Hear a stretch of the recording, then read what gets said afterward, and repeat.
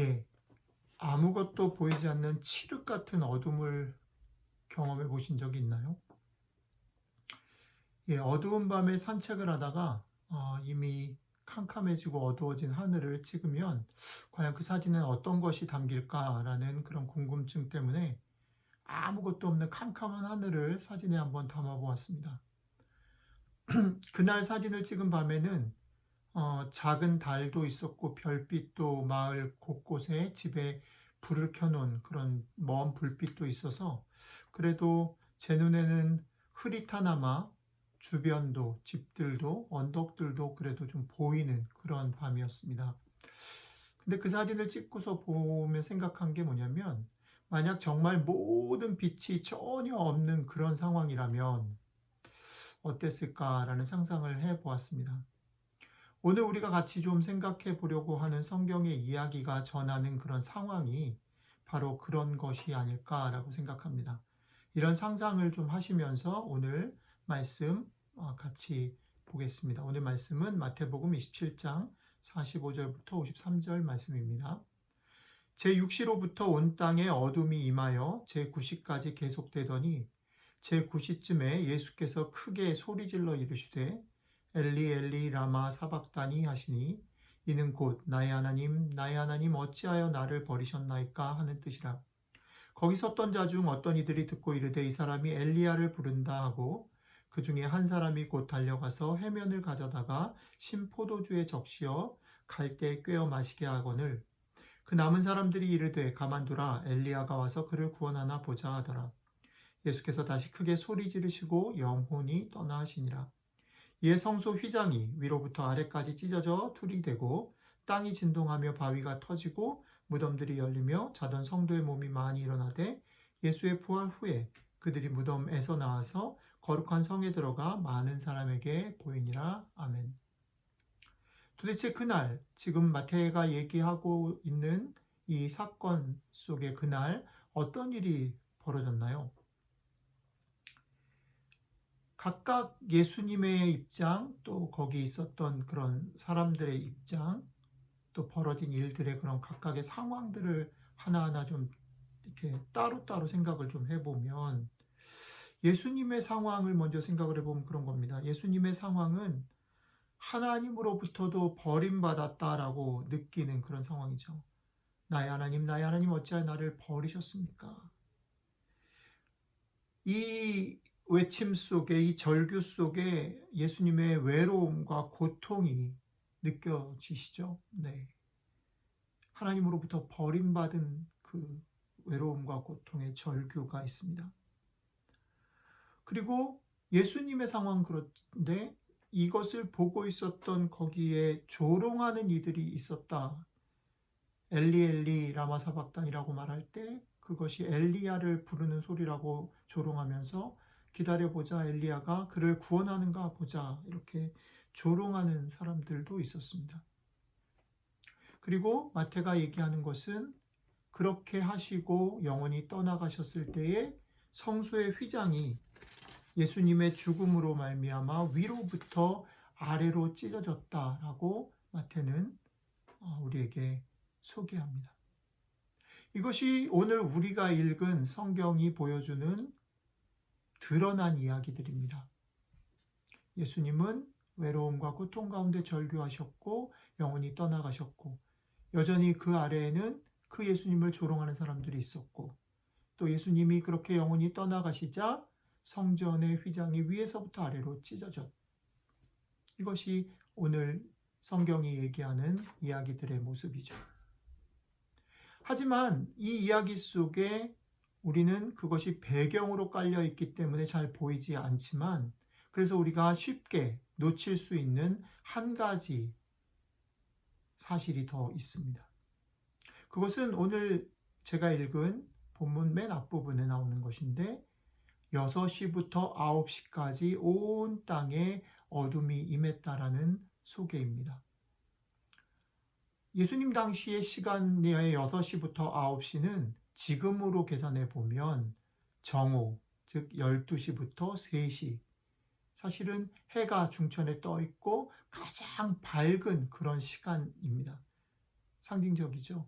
그런 가장 밝은 시간에 어두움이 내렸다. 온 땅에 어두움이 임했다라는 것입니다.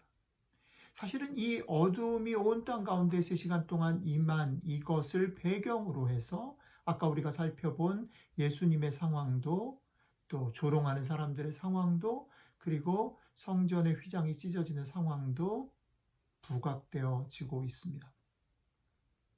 예수님의 외로움과 고통, 그리고 죽음도, 그리고 그 와중에 그 예수님을 여전히 비웃는 사람들의 어처구니 없고 속상한 상황도, 그리고 그런 고통과 절규를 통해서 주님께서 이루신 휘장을 찢으시고 그 지성소로 들어갈 수 있게 하신 그 구원의 사건도 이 어두움을 배경으로 진행되었다라는 사실을 한번 생각해 보자는 것입니다.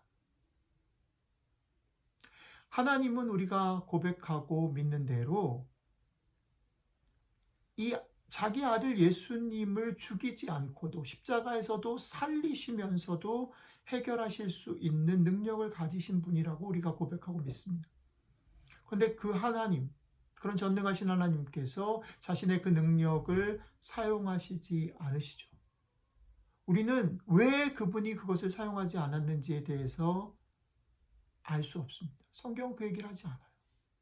그렇기 때문에 성경은 그것을 해결할 수 없는 신비로 그냥 놔두고 있습니다.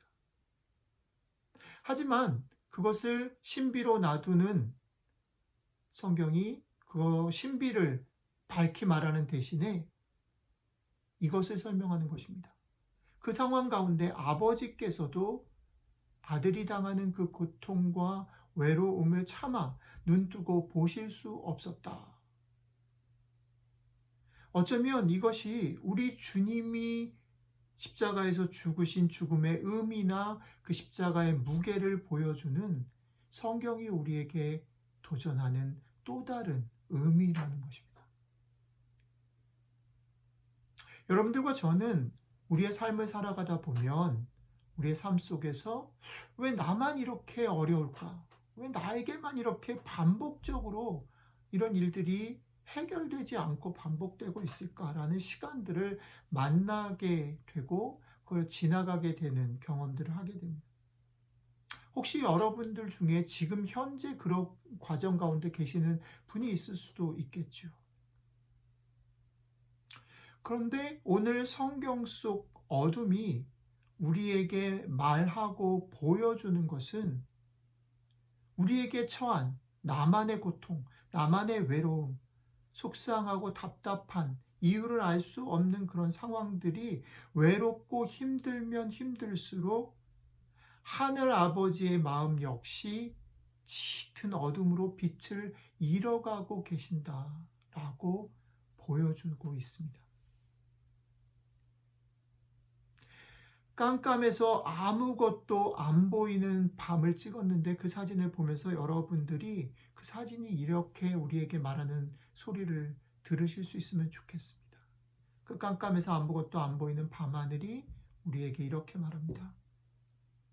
너의 삶이 혹시 고통 가운데 무너지고 앞이 보이지 않을 바로 그때에 나도 너와 같이 있었고 나도 같이 안타까워하고 속상해하고 있었다.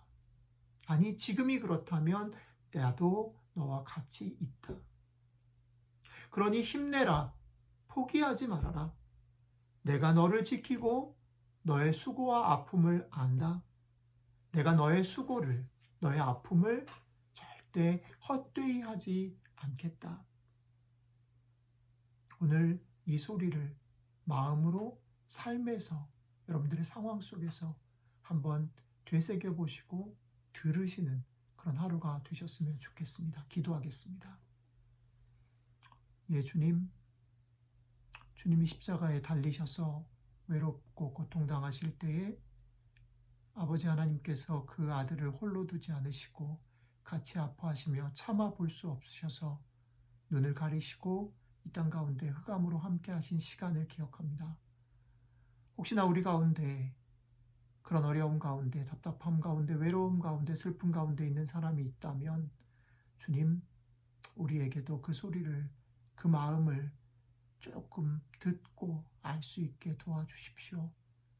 그리고 혹은 우리가 그것을 이미 지나간 사람들이라면 지금도 그런 고통 가운데 있는 사람들의 마음을 우리 주님이 우리와 같이 하셨고 아버지가 아들과 같이 하셨던 것처럼 우리도 그들과 같이 하며 아파할 수 있도록 도와주십시오.